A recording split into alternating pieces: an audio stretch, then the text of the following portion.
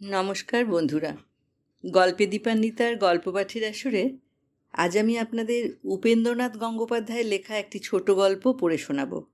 গল্পটির নাম রাত জাগা। শুনতে থাকুন। 1339 সালের শরৎকাল। বিবাহের মাস তিনেক পরে শ্বশুর মহাশয়ের পল্লীনিবাস সোনাইদহে চলিয়াছি। সঙ্গে আছেন তৃতীয় শ্যালক অভয়পদ। আমাকে লইয়া যাইবার জন্য ইনি কলিকাতার গৃহে অপেক্ষা করিয়াছিলেন। বাকি সকলে মায় সেই ব্যক্তি যাহার দ্বারা আকৃষ্ট হইয়া সুদীর্ঘ দুর্গম পথ উৎসাহ ভরে অতিক্রম করিয়া চলিয়াছি, পূর্বেই সোনাইদহে গমন করিয়াছেন। রেল হইতে নামিতে আর অধিক বিলম্ব ছিল না। একটি স্টেশনের পরেই সোনাইদহর নিকটতম রেল স্টেশন। তথা হইতে 3 মাইল অপ্রশস্ত কাঁচা পথ ভাঙিয়া গন্তব্যস্থলে পৌঁছিতে হইবে। কথায় কথায় অভয়পদকে জিজ্ঞাসা করিলাম, তোমাদের সোনাইদহে আকর্ষণের বস্তু কি আছে অভয়পদ? অভয়পদর মুখে মৃদু হাস্য ফুটিয়া উঠিল। বলিল, সোনাইদহে আকর্ষণের বস্তু? তবেই হয়েছে। একমাত্র বন জঙ্গল আর খানাডোবা ছাড়া এমন কোনো বস্তু সেখানে নেই যা তোমাকে আকর্ষণ করতে পারে। মনে মনে বলিলাম, ভুল করছো অভয়পদ। আর কোনো বস্তু না থাকলেও তোমার ভগ্নী নিশ্চয়ই আছেন, যার আকর্ষণ আমার পক্ষে প্রচুর বলেই মনে করি। মুখে বলিলাম, কোনো আকর্ষণের বস্তু যদি নাই থাকে, তাহলে কোন সাহসে আমাকে সেখানে টেনে নিয়ে যাচ্ছ? আমার কথা শুনিয়া অভয়পদ কিছু না বলিয়া শুধু একটু হাসিল। বোধ করি সংকোচবশত বলিতে পারিল না ভগ্নীর সাহসে।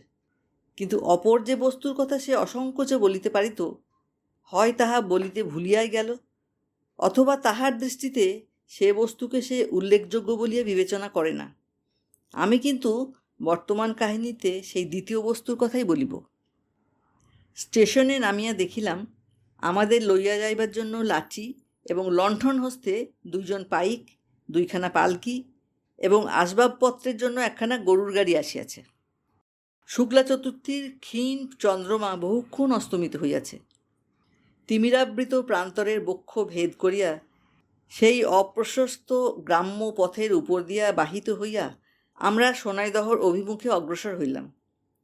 নিস্তব্ধ পল্লীজননীর নিদ্রালস রাজ্যে পালকি বেহারাদের পথশ্রমনাশক ছড়ার গুঞ্জন শুনিতে শুনিতে এবং পালকির দোলা খাইতে খাইতে কখন ঘুমাইয়া পড়িয়াছিলাম মনে নাই।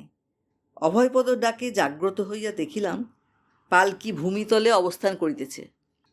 পালকি হইতে বাহির হইতে হইতে জিজ্ঞাসা করিলাম, পৌঁছেছি নাকি অভয়পদ?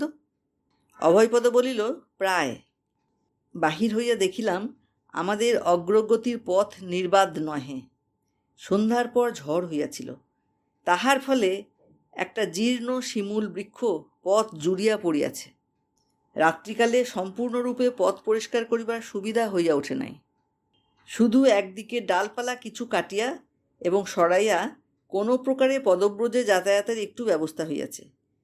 শুনিলাম সেখান হইতে শ্বশুরালয় মাত্র 3-4 মিনিটের পথ। চলিতে চলিতে অভয়পদর নিকট হইতে অবগত হইলাম গ্রামের ভিতর দিয়াই যাইতেছি, কিন্তু তাহার কোনো পরিচয় পাইতেছিলাম না। পথের 2 পাশে গাছপালার সহিত জড়িত হইয়া গৃহস্থের ঘরবাড়ি যাহা আছে, সুনিবিড় অন্ধকার এবং সুগভীর নিদ্রাবেশের মধ্যে তাহা সম্পূর্ণভাবে অবলুপ্ত। কোনো গৃহের সামান্য একটু অন্তরাল ভেদ করিয়াও ক্ষীণতম দীপালোকও দেখা যাইতেছিল না, অথবা অস্ফুটতম কণ্ঠস্বরও শোনা যাইতেছিল না। শুধু পদতলস্থিত নিশ্চেতন পথ আমাদের কয়েকজনের পদপীড়নে কাতরোক্তি করিয়া করিয়া চতুর্দিকের প্রগাঢ় স্তব্ধতাকে খণ্ডিত করিতেছিল। কিছুদূর অগ্রসর হইয়া দেখিলাম অদূরে পথের বাম পার্শ্বে একটা ঘরে আলো জ্বলিতেছে। বলিলাম, ওইটে তোমাদের বাড়ি নাকি অভয়পদ? অভয়পদ বলিল, না, ওটা রজনী বৌদিদির বাড়ি। আমাদের বাড়ি ও বাড়ির আরও গোটা 3 বাড়ি পড়ে। নিকটে আসিয়া দেখিলাম কক্ষটি একেবারে পথের ধারে অবস্থিত, সম্ভবত গৃহের বৈঠকখানা হইবে। কক্ষের ভিতর জানালার গরাদ ধরিয়া দাঁড়াইয়া একটি 30-32 বৎসর বয়স্কা সুন্দরী স্ত্রীলোক, পরিধানে ধবধবে চওড়া লালপাড় শাড়ি, কণ্ঠের সোনার হার এবং দুই হস্তের সোনার চুড়ি কেরোসিন লণ্ঠনের স্তিমিত আলোকেও চিকচিক করিতেছিল। রাত্রি 11টার সময় পথপার্শ্বে জানালার ধারে একটি স্ত্রীলোককে এমনভাবে দাঁড়াইয়া থাকিতে দেখিয়া একটু বিস্মিত হইলাম। স্ত্রীলোকটি বলিলেন, কি অভয়, তোমরা এলে নাকি? অভয়পদ বলিল, হ্যাঁ বৌদি, এলাম। জামাই এসেছেন তো? এসেছেন। 1 মিনিট দাঁড়াও তো ভাই, জামাইকে একবার ভালো করে দেখে আসি। বলিয়া লণ্ঠনটা তুলিয়া লইয়া কক্ষ হইতে বাহির হইয়া রাংচিতার বেড়ার মধ্যবর্তী সংকীর্ণ গেট খুলিয়া স্ত্রীলোকটি পথে আসিয়া দাঁড়াইলেন। তাহার পর আপাদমস্তক আমাকে একবার দেখিয়া লইয়া প্রসন্ন কণ্ঠে বলিলেন, খাসা জামাই হয়েছে অভয়পদ, রূপে গুণে খাসা জামাই হয়েছে। গুণের কথা তো শুনেইছিলাম, দেখতেও ভারী চমৎকার। আমার কানের কাছে মুখ লইয়া গিয়া অভয়পদ মৃদুস্বরে বলিল, রজনী বৌদিদি, প্রণাম করো। অভয়পদর কথা শুনিয়া আমি নত হইয়া রজনী বৌদিদিকে প্রণাম করিলাম। ক্ষণিকের জন্য আমার মাথার উপর হাত রাখিয়া রজনী বৌদিদি নিঃশব্দে আমাকে আশীর্বাদ করিলেন। তাহার পর আমার প্রতি দৃষ্টিপাত করিয়া স্মিত মুখে বলিলেন, শিমুল গাছটার জন্য আজ তোমাকে ভারী কষ্ট পেতে হলো। আমি বলিলাম, না বৌদিদি, এমন কিছু কষ্ট পেতে হয়নি। সম্মুখে দৃষ্টিপাত করিয়া রজনী বৌদিদি সহাস্য মুখে বলিলেন, ওই তোমার শ্বশুরবাড়ি থেকে আলো টালো নিয়ে অনেকে তোমার জন্য আসছেন। আচ্ছা, এসো ভাই, রাত অনেক হয়েছে, খাওয়া দাওয়া করে শুয়ে পড়োগে। কাল সকালবেলা তোমার সঙ্গে দেখা করতে যাব এখন। নিশ্চয়ই যাবেন বলিয়া আমরা প্রস্থান করিলাম। কয়েক পদ অগ্রসর হইবার পর পিছন হইতে রজনী বৌদিদি জিজ্ঞাসা করিলেন, হ্যাঁ অভয়পদ, স্টেশনে আর কাউকে গাড়ি থেকে নামতে দেখলে নাকি? চলিতে চলিতে অভয়পদ বলিল, না বৌদিদি, আর কেউ নামেনি। তাহলে পরের গাড়িতে হয়তো আসবেন বলিয়া রজনী বৌদিদি গেট সরাইয়া গৃহের ভিতর প্রবেশ করিলেন। জানালার গরাদ ধরিয়া রজনী বৌদিদিকে দাঁড়াইয়া থাকিতে দেখিয়া কিছু পূর্বে মনের মধ্যে যে বিস্ময় জাগিয়াছিল, অভয়পদ সহিত তাহার এইটুকু কথোপকথন শুনিয়া তাহা অন্তর্হিত হইল। বুঝিলাম, ঘরের মধ্যে দাঁড়াইয়া রজনী বৌদিদি কোনো আত্মীয় ব্যক্তির আগমন প্রতীক্ষা করিতেছিলেন। সেদিনের মতো রজনী বৌদিদির কথা বিস্মৃত হইলাম। পরদিন বেলা 9টার সময় আমাকে কেন্দ্র করিয়া একটি সুবৃহৎ বৈঠকের অধিবেশন হইয়াছিল। বৈঠকে বাড়ির প্রায় সকলে তো ছিলেনই, প্রতিবেশিনীদের মধ্যেও কেহ কেহ যোগ দিয়াছিলেন। কিছুদিন পূর্বে কোন এক জয়গোবিন্দ ঘোষের গৃহে সদ্য বিবাহিত চতুর কলিকাতাবাসী জামাতাকে কেমন করিয়া ঠকাইয়া নাকালে চূড়ান্ত করা হইয়াছিল, জনৈক রহস্যপ্রিয়া ললনা সাড়ম্বরে সেই কাহিনী বিবৃত করিতেছিলেন। এমন সময়ে কক্ষের দরজার দিকে সকলের দৃষ্টি আকৃষ্ট হইল। চাহিয়া দেখিলাম, দরজার সম্মুখে দাঁড়াইয়া এক লাবণ্যময়ী রমণী। আমার সহিত চোখাচোখি হইতেই রমণীর মুখে মৃদু হাসি দেখা দিল। হাসি দেখিয়া উৎকট বিস্ময়ে বিমূঢ় হইয়া গেলাম। ঠিক এই হাসিই তো গত রজনীতে রজনী বৌদিদির মুখে দেখিয়াছিলাম। তবে কি এই রমণী রজনী বৌদিদি? কিন্তু তাই যদি হয়, তাহা হইলে অকস্মাৎ এ কি অদ্ভুত রূপান্তর! সীমন্তে সিঁদুর নাই, অঙ্গ আভরণ নাই, পরিহিত বস্ত্রে পার নাই, এ যে একেবারে পরিপূর্ণ বৈধব্যের শুচিশুভ্র মূর্তি। গত রজনীর প্রসাদন রম্যা রজনীবালা আজ যেন বর্ষা প্রভাতের রজনীগন্ধা হইয়া দেখা দিয়াছে। মনে সংশয় হইল, হয়তোবা ইনি রজনী বৌদিদির বিধবা ভগ্নীই হইবেন।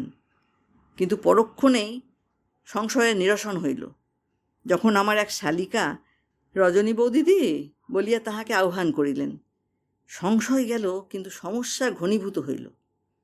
রজনী বৌদিদির নিকটে আসিয়া দাঁড়াইতেই একটি তরুণী তাড়াতাড়ি আসন ত্যাগ করিয়া উঠিয়া রজনী বৌদিদিকে বসিবার জন্য অনুরোধ করিলেন। রজনী বৌদিদি কিন্তু বসিলেন না, বাম হস্তের চাপে তরুণীকে তাহার পরিত্যক্ত স্থানে বসাইয়া দিয়া দাঁড়াইয়া দাঁড়াইয়াই আমার সহিত কথা কহিতে লাগিলেন। মনে হইল সকলেই রজনী বৌদিদিকে বেশ একটু শ্রদ্ধা সম্ভ্রম করেন। কথাবার্তার মধ্যে এক সময় আমি জিজ্ঞাসা করিলাম, কাল রাত্রে কি তিনি এসেছিলেন বৌদিদি? আমার প্রশ্ন শুনিয়া রজনী বৌদিদির মুখে সুস্পষ্ট বিহ্বলতা দেখা দিল।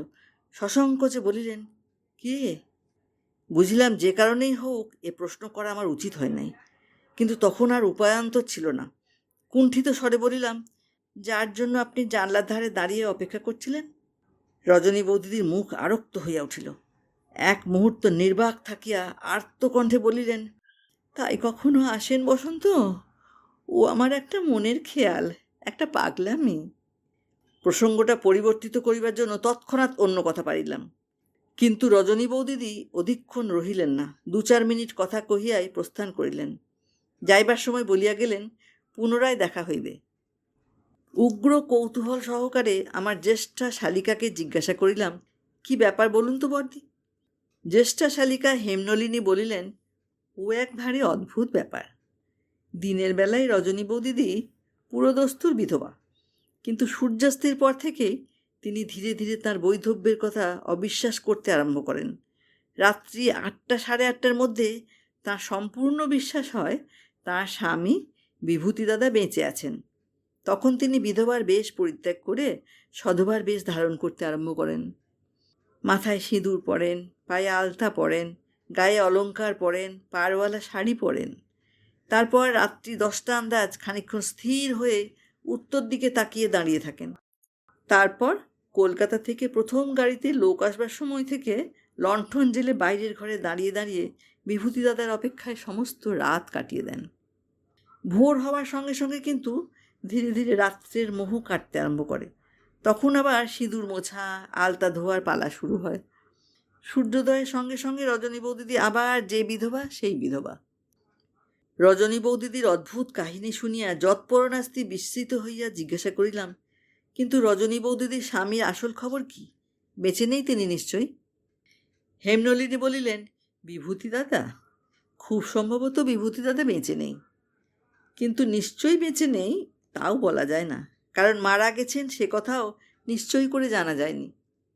ঔৎসুক্য সহকারে জিজ্ঞাসা করিলাম, তার মানে?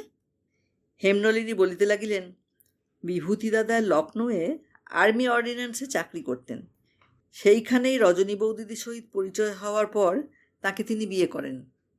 2 বৎসর বিভূতি দাদার সঙ্গে রজনী বৌদিদি লখনৌয়ে পরম সুখে বাস করেন। তাঁদের পরস্পরের প্রতি ভালোবাসার তুলনা ছিল না। শুনেছি লখনৌয়ের বাঙালিরা তাঁদের দুজনকে কপোত কপোতি নাম দিয়েছিল।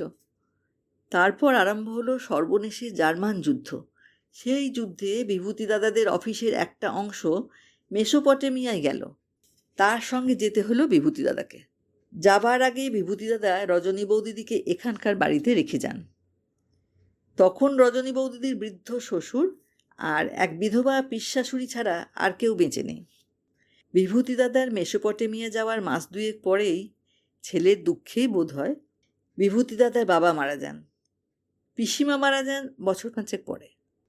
মেসোপটেমিয়া যাওয়ার মাস 10 পরে বিভূতি দাদা রজনী বৌদিদিকে চিঠি লিখে জানান যে তিনি 6 মাসের ছুটি পেয়েছেন, আর যে তারিখে রাত্রি 11টার সময় তিনি সোনাইদহে পৌঁছবেন তাও সেই চিঠিতে ঠিক করে লিখে জানান।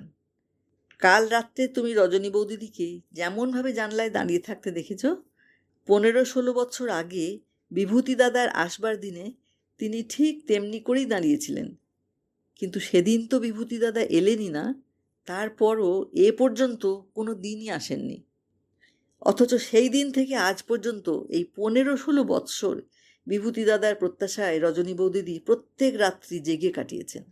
তা শীতই বলো আর গ্রীষ্মই বলো, বর্ষাই বলো আর বাদলাই বলো, সেজন্যেই এই তল্লাটে ওর নামই হয়ে গেছে রাত জাগা রজনী। আমি বলিলাম, কিন্তু বিভূতিবাবু মারা গেছেন কি বেঁচে আছেন সে কথা তো বেশি দিন অজানা থাকবার কথা নয় বর্দি। আর্মি অফিস থেকে সে কথা নিশ্চয়ই জানিয়ে দেবে। তাছাড়া বিভূতিবাবু যদি মারা গিয়ে থাকেন তাহলে রজনী বৌদিদির কম্পেনসেশন পাওয়ার কথাও তো এর সঙ্গে জড়িত আছে। হেমনলিনী বলিলেন, এ সমস্ত কথা ঠিকই বলছো তুমি, কিন্তু রজনী বৌদিদির সঙ্গে এসব কথার আলোচনা করবার সাহসী বা কার আছে, আর গরজি বা কার বলো? বিভূতি দাদার নাখোঁজ হওয়ার পর রজনী বৌদিদির এক কাকা কয়েকবার এখানে যাতায়াত করেছিলেন।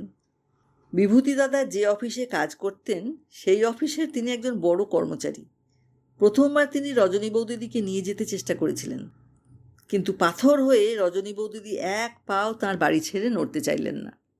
শোনা যায় তারপর রজনী বৌদিদির কাকা কী সব কাগজপত্রে রজনী বৌদিদিকে দিয়ে সই করিয়ে নিয়ে যান।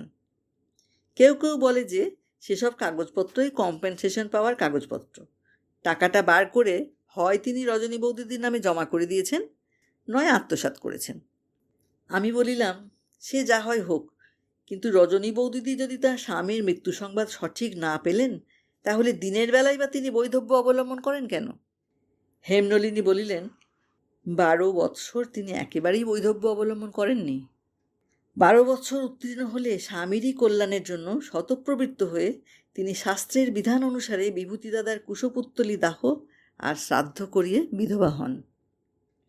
কিন্তু শ্রাদ্ধের দিনের রাত্রেও তিনি বিধবার শয্যা পরিত্যাগ করে সধবার বেশ ধারণ করেছিলেন। বিভূতি দাদার শ্রাদ্ধের দিন থেকে আজ পর্যন্ত তিনি দিনের বেলা 8টা সাড়ে 8টা থেকে 4টে সাড়ে 4টে পর্যন্ত দেহে মনে 16 আনা বিধবা, আবার রাত্রি 8টা সাড়ে 8টা থেকে শেষ রাত্রি 4টে সাড়ে 4টে পর্যন্ত দেহে মনে 16 আনা সধবা। ক্ষণকাল গভীর বিস্ময়ের সহিত রজনী বৌদিদির কাহিনী মনে মনে আলোচনা করিয়া বলিলাম, আচ্ছা, আপনি যে বললেন প্রত্যহ রাত্রি 10টার সময় রজনী বৌদিদি উত্তর মুখে খানিকক্ষণ স্থির হয়ে তাকিয়ে থাকেন, সে ব্যাপারটা কি? হেমনলিনী বলিলেন, সে কথা কেউ বলতে পারে না। বোষ্টমপাড়ার সরলা দিদির সঙ্গে রজনী বৌদিদির সকলের চেয়ে বেশি অন্তরঙ্গতা। তাকে পর্যন্ত রজনী বৌদিদি ও কথা বলেননি। সরলা দিদি পেরাপেরি করলে খেয়াল, পাগলামি এসব বলে উড়িয়ে দেন কথাটা। মনে মনে সংকল্প করিলাম, কলিকাতা প্রত্যাবর্তনের পূর্বে এ রহস্য ভেদ করিতেই হইবে। 2-3 দিনের মধ্যেই রজনী বৌদিদির সঙ্গে একটা হৃদ্যতা স্থাপন করিতে সমর্থ হইলাম। 4-5 দিনের মধ্যে সেই হৃদ্যতা অন্তরঙ্গতায় পরিণত হইল। রজনী বৌদিদির গৃহ হইল আমার পক্ষে অবারিত দ্বার। মনে মনে কেমন বিশ্বাস হইল, বোষ্টমপাড়া সরলা দিদিকে পিছনে ফেলিয়া আগাইয়া গিয়াছি।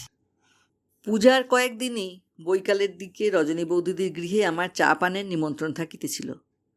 দশমীর দিন সন্ধ্যার পর প্রণাম করিতে গিয়া রজনী বৌদিদির নিকট হইতে পরদিন রাত্রের আহারের নিমন্ত্রণ আদায় করিয়া আসিলাম। রজনী বৌদিদির ইচ্ছা ছিল দ্বাদশীর দিন দ্বিপ্রহরে আমাকে সস্ত্রীক নিমন্ত্রণ করেন, কিন্তু আমি বলিয়া কহিয়া নিমন্ত্রণটা আমার একক এবং একাদশীর দিন রাত্রে করাইলাম। রজনী বৌদিদি স্বীকৃত হইলেন, কিন্তু বলিলেন, তাহলে তুমি সকাল সকাল এসো বসন্ত, 9টার মধ্যেই তোমাকে খাইয়ে দেব। পাড়া গাঁয়ে রাত বেশি হলে তোমার অসুবিধা হবে। পরদিন সকাল সকালই গেলাম, কিন্তু রজনী বৌদিদি যখন খাবার দিবার কথা বলিলেন, আপত্তি করিলাম। বলিলাম, তাই কখনো হয় বৌদিদি? সমস্ত দিন অভুক্ত থেকে সংকল্প করে তীর্থভূমিতে এসেছি। আমাকে কথা শেষ করিতে না দিয়া বিস্মিত কণ্ঠে রজনী বৌদিদি বলিলেন, সমস্ত দিন তুমি অভুক্ত আছো বসন্ত? সহাস্য মুখে বলিলাম, আছি। কেন? বলিলাম, 16 আনা পুণ্য অর্জন করতে হলে অভুক্ত থেকেই দেবতা দর্শন করতে হয়। বিস্ফারিত নেত্রে রজনী বৌদিদি বলিলেন, কিন্তু দেবতাকে? বলিলাম, স্বর্গীয় প্রেমের এই তীর্থভূমির যিনি অধিষ্ঠাত্রী দেবী, যিনি আর কিছুক্ষণ পরে উত্তরমুখিনী হয়ে অরুন্ধতী দর্শন করবেন। আমার কথা শুনিয়া রজনী বৌদিদি উগ্র বিস্ময়ে চমকিয়া উঠিলেন। বলিলেন, এ কথা তোমাকে কে বলল বসন্ত? পরমুহূর্তেই নিজেকে সংশোধিত করিয়া লইয়া বলিলেন, কেউ তো বলতে পারে না এ কথা, তুমি কেমন করে জানলে? কৌতুক করিয়া বলিলাম, নিদিধ্যাসনের দ্বারা মানুষ যখন অনন্য মনে প্রগাঢ় ধ্যানের সাহায্যে কোনো বিষয়ে নিরন্তর চিন্তা করে, তখন সে দুর্গেও রহস্য ভেদ করতে সমর্থ হয়। আপনার মতো সতী স্ত্রীলোক একমাত্র অরুন্ধতী ছাড়া উত্তর আকাশে আর কি দেখতে পারেন বলুন তো? কিন্তু ও তো আমার পাগলামি ভাই। বলিলাম, তাহলে সমস্ত দিন অভুক্ত থেকে অরুন্ধতী দর্শনকালে আপনাকে দর্শন করবার এই সংকল্পও আমার পাগলামি। রজনী বৌদিদি কোনো উত্তর না দিয়া চুপ করিয়া রহিলেন। সহানুভূতির বেদনায় মানুষের মন যখন একবার উন্মুক্ত হইতে আরম্ভ করে, তখন আর তাহা সহজে সংকুচিত না হইয়া ক্রমশ প্রসারিত হইতেই থাকে। সেদিন যথাসময়ে রজনী বৌদিদির পার্শ্বে দাঁড়াইয়া অরুন্ধতী দর্শন করিলাম। মেসোপটেমিয়া যাইবার সময়ে বিভূতি দাদা মেসোপটেমিয়া এবং বঙ্গদেশের সময় মিলাইয়া প্রত্যহ রাত্রি 9:45টার সময়ে রজনী বৌদিদিকে অরুন্ধতীর উপর দৃষ্টিপাত করিতে বলিয়াছিলেন। তিনিও সেই সময়ে মেসোপটেমিয়া হইতে অরুন্ধতীর উপর দৃষ্টি নিক্ষেপ করিয়া প্রতিদিন রজনী বৌদিদির সহিত মিলিত হইবেন। গত 16 বৎসর ধরিয়া রজনী বৌদিদি একান্ত নিষ্ঠার সহিত সেই ব্যবস্থা পালন করিয়া আসিতেছেন। রজনী বৌদিদির নিকট প্রতিশ্রুত হইয়াছিলাম যে তাহার জীবদ্দশায় এ সকল কথা কাহারও নিকট প্রকাশ করিব না। সেই জন্য কলিকাতায় প্রত্যাবর্তনের পূর্বে হেমনলিনীকে বলিয়া আসিতে পারি নাই যে বোষ্টমপাড়ার সরলা দিদিকে হারাইতে সক্ষম হইয়াছি।